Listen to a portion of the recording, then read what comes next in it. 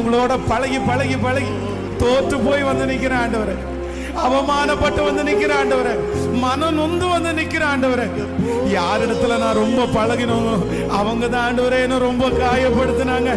அதனால இப்ப என் கையை உயர்த்தி நான் சொல்றேன், நீங்க எனக்கு போதும், நீங்க போதும் எனக்கு.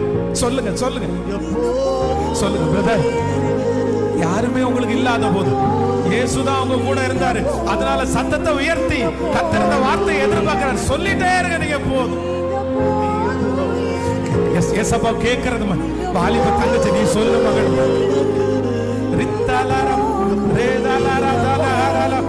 நிறைய பேருடைய எதிர்காலத்தை கர்த்தர் இப்பொழுது எழுதி கொண்டிருக்கிறத நான் பார்க்கிறேன்.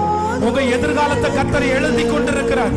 ஆகாது என்று தள்ளப்பட்ட இந்த கல் மூளைக்கு தலைக்கல்லாய் மாற போகிறது. அது கர்த்தராலே ஆக போகிறது. அது நம்முடைய கண்களுக்கு